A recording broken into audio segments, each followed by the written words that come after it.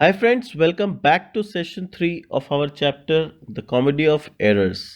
आज हम स्टार्ट करेंगे हमारे पेज नंबर 5 फर्स्ट पैराग्राफ से। हम लोगों ने लास्ट ये पढ़ा था जहां हमें पता चला कि जो एगन है वो अपने बच्चों को खोज रहा था और खोजते खोजते ड्यूक के पास पहुंच गया, एफेसस नाम के शहर में, जहां उसे फांसी की सज़ा सुनाई गई। पर ड्यूक को जब उस पर दया आया तो 1 मंथ का टाइम ड्यूक ने उसे दिया। फिर उसने अपनी पूरी कहानी ड्यूक को सुनाई। ड्यूक को उस पर बड़ा तरस आया, पर ड्यूक लॉ से बाइंड था तो वो कुछ कर नहीं सकता था। दूसरी तरफ पता चला कि उसका जो छोटा बेटा है वो भी अपने भाई को और मम्मी को खोजते खोजते इसी शहर में आ गया, पर वो अपने आप को मर्चेंट ऑफ एफेसस नहीं कहलाना चाहता क्योंकि उसके दोस्त ने उसे मना किया था। ठीक है। और उसका जो बड़ा भाई है जो कि बचपन में खो गया था वो भी इसी शहर में रहता है और वो एक रिच पर्सन है, पर उसे पता नहीं है कि उसके फादर कौन है और उसका भाई भी यहाँ पर आया हुआ है। तो now let's continue from page number 5 first paragraph. Elder Antipholus and elder Dromio were sold to the duke Menaphon. तो जो बड़ा एंटीफिलस और बड़ा ड्रोमियो था जो कि बचपन में खो गया था और एक मछुआरा ने उसे और उनकी माँ को पकड़ लिया था, उनको उस मछुआरे ने क्या किया, बेच दिया। किसे बेच दिया?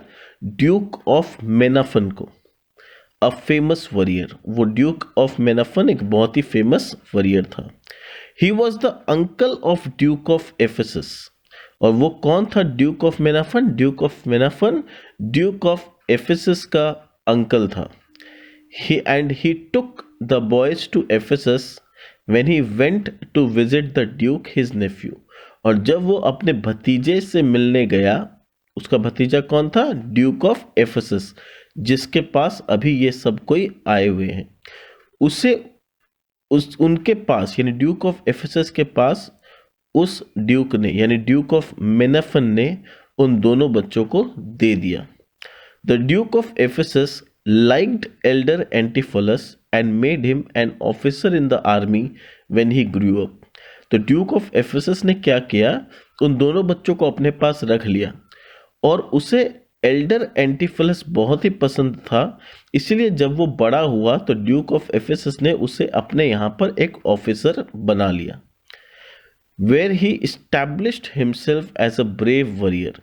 और उस आर्मी में एल्डर एंटीफिलस ने अपने आप को बहुत ही फेमस और ब्रेव वॉरियर साबित किया। He once saved the duke and the duke rewarded him by marrying him to Adriana, a rich lady of Ephesus. एक बार कुछ ऐसी घटना हुई कि एल्डर एंटीफिलस ने ड्यूक की जान बचाई और ड्यूक इस बात से, इस इंसिडेंट से इतना इम्प्रेस हुआ एल्डर एंटीफिलस से कि उसने एड्रियाना नाम की एक बहुत ही रिच लेडी थी एफेसस की, उससे इसका शादी करवा दिया। At the time that his father came there, elder Antipholus was living with Adriana. और अभी जिस समय उसके फादर सब यहाँ पर आए हुए हैं, उसके भाई भी यहाँ आए हुए हैं, तो ये जो एल्डर एंटीफिलस है वो एड्रियाना के साथ रहता है। एंटीफिलस ऑफ साइरैकस और यंगर एंटीफिलस यानी उसका जो छोटा भाई जो कि यहाँ पर एफेसस में आया हुआ है, after he parted with his friend wanted to move around the city and observe the manners of the people, and so he gave Dromio younger some money to carry to the inn where he intended to dine। तो पहले तो वो कुछ देर अपने friend के साथ था जिसने इसे गाइड किया कि तुम किसी को बोल मत देना कि तुम एंटीफिलस ऑफ साइरकस हो, वरना तुम्हारा हाल भी एगन के जैसा हो जाएगा। ठीक है। अब जब उसका फ्रेंड चला गया तो इस एंटीफिलस का मन कर रहा है कि मैं जाके थोड़ा सा बाजार वजार सब देखाऊं, थोड़ा घूम आऊं सिटी में। एक्चुअली उसका इंटेंशन घूमने का नहीं था, इंटेंशन था उसी बहाने वो ढूंढ पाएगा अपने भाई को, ठीक है, अपनी मम्मी को। तो वो चाहता था मैं थोड़ा सिटी में इधर उधर मूव अराउंड करूं ताकि शायद मैं जिसको खोजने के लिए आया हूं उसे खोज पाऊं। And observe the manners of the people. और इसलिए उसने क्या किया, उसने अपने जो सर्वेंट, उसका जो अटेंडेंट था ड्रोमियो यंगर, उसे कुछ पैसा लाने के लिए कहा। He gave Dromio younger some money, कुछ पैसा दिया उसे और कहा कि तुम ये पैसे लेके उस इन पे आओ where he intended to dine, मतलब बोला कि जिस होटल में खाना है वहां लेके ये पैसा लेके आओ। Dromio younger was a pleasant fellow and when Antipholus younger was bored and said he use to make him happy by jesting with him. अब जो ड्रोमियो यंगर था वो बहुत ही मस्त मौला इंसान था और जब भी एंटीफिलस यंगर बोर हो जाता था या दुखी रहता था तो ड्रोमियो यंगर थोड़ा जोकर जैसा एक्टिंग करके या किसी भी तरह का हंसी मजाक करके उसको चीयर अप किया करता था। सो Dromio was allowed a freedom of speech which was greater than was usual between the master and their servants. तो ड्रोमियो इसलिए ये जो एंटीफिलस यंगर है उसके साथ बहुत ही हंसी मजाक करता था और इसी वजह से उसको फ्रीडम ऑफ स्पीच था जो कि जनरली स्लेव्स को नहीं दिया जाता है। वो सब बात भी अपने मालिक से कर सकता था जो कि जनरली मास्टर और सर्वेंट के बीच में नहीं होती है। When Antipholus younger had sent Dromio younger away, he thought about his lonely search for his mother and his brother. अब जब उसने ड्रोमियो को भेज दिया कि जाओ ये पैसा लेके उस इन पे जाओ जहाँ पर कि हम लोग को खाना खाना है, उसको भेज दिया और अब वो अकेले यहाँ सोचने लगा कि मैं इतना दिन से खोज रहा हूँ, 7 साल हो गए, कोई अता पता ही नहीं है, ना मेरे भाई का कुछ पता चल रहा है ना मेरी मम्मी का कुछ पता चल रहा है। वो बेचारा बहुत सोचने पड़ गया कि क्या ये सर्च फ्यूटाइल तो नहीं जाएगा, कहीं मेरा मेहनत वेस्ट तो नहीं जाएगा। ठीक है, ऑफ हुम he did not have any news, क्योंकि उन लोग के बारे में कोई खबर नहीं पड़ रहा है। एंड ही सेड सॉरोफुली, और बहुत दुखी मन से अपने आप को बोल रहा था, I am like a drop of water in the ocean. बोला इतनी बड़ी दुनिया में मैं एक छोटे से पानी के ड्रॉप के समान हूँ। Which seeking to find its fellow drop loses itself in the wild sea. देखो कितना अच्छा बात बोला है कि मैं एक पानी की बूंद के समान हूँ और इतने बड़े समुद्र में, इतने बड़े ओशन में मैं एक अपने दोस्त पानी के ड्रॉप को ढूंढने की कोशिश कर रहा हूँ और इस चक्कर में क्या हो रहा है, मैं अपने आप को ही इस समुद्र में खो बैठ रहा हूँ। So I unhappily to find a mother and a brother do lose myself. मतलब उसी तरह से जिस तरह से पानी की एक बूंद समुद्र में कहीं खो जाती है, वो दूसरे को ढूंढने जाएगी तो खुद अपने आप को खो के आ जाएगी। तो उसी तरह से इतनी बड़ी दुनिया में जब मैं अपने मदर और ब्रदर को ढूंढने की कोशिश कर रहा हूँ तो actually I and up losing my self. मैं अपने आप को इस दुनिया में खो दे रहा हूँ। मेरे को खुद को नहीं पता कि मेरा घर कहाँ चला गया, मैं कहाँ हूँ, मैं क्या कर रहा हूँ, कोई दिशा नहीं है, कुछ नहीं है मेरे लाइफ में। ठीक है, वो इतना दुखी हो रखा है, हताश हो रखा है पूरा। When he was thinking of his useless travels, जब वो ये सब सोच ही रहा था कि एल्डर ड्रोमियो आया। अब यहाँ से देखो कहानी पूरा मजा का इंसिडेंट लेगा जहाँ पर सारे एरर्स होंगे, जो हम लोग पढ़े ना कॉमेडी ऑफ एरर्स, तो सारे एरर्स अब यहाँ से स्टार्ट होंगे। तो यहाँ से हम लोग को बहुत ज़्यादा ध्यान से एक एक चीज़ को समझना है। तो वो ये सब सोच ही रहा था कि इतना में कौन आया, एल्डर ड्रोमियो। एल्डर ड्रोमियो कौन है, वो एल्डर एंटीफिलस का सर्वेंट है, यानी एफेसस का असली नागरिक है ना। Antipholus younger mistook him for Dromio younger. तो ऑब्वियसली हम लोग शुरू में ही पढ़े थे कि दोनों का चेहरा एक जैसा है, चाहे एंटीफिलस ले लो तो उन दोनों का भी चेहरा बिल्कुल मिलता है और ड्रोमियो लोग जो है उनका भी चेहरा बिल्कुल मिलता है। तो क्या हुआ, एंटीफिलस यंगर ने उस ड्रोमियो को, एल्डर ड्रोमियो को यंगर ड्रोमियो समझ लिया and wondered how he came so early. और बोला अरे अभी तो तुम इन पे गए थे खाने के लिए, तुम आ भी गए। He asked him about his money, और कहा कि मैंने तुम्हें पैसे दिए थे वो कहाँ है, दो मुझे।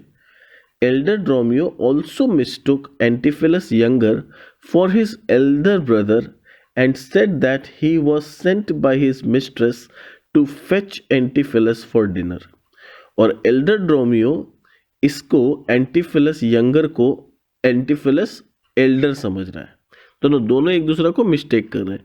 वो बड़ा ड्रोमियो को छोटा ड्रोमियो समझ रहा है और ये छोटा एंटीफेलस को बड़ा एंटीफेलस समझ रहा है, और उसको आके बोलता है कि आपको मिस्ट्रेस ने बुलाया है डिनर पे, आप अभी तक यहाँ क्या कर रहे हैं, चलिए मिस्ट्रेस आपको डिनर के लिए बुला रही है। ठीक है, younger of his elder brother and said that he was sent by his mistress to fetch Antipholus for dinner. Mistress कौन है यहाँ? एड्रियाना, जिसके साथ की एंटीफिलस एल्डर रहता है, पर ये तो यंगर है, तो इसकी तो शादी अभी तक हुई नहीं है, तो ये कंफ्यूज हो गया पूरा, ये कौन मिस्ट्रेस है और मुझे क्यों बुला रही है।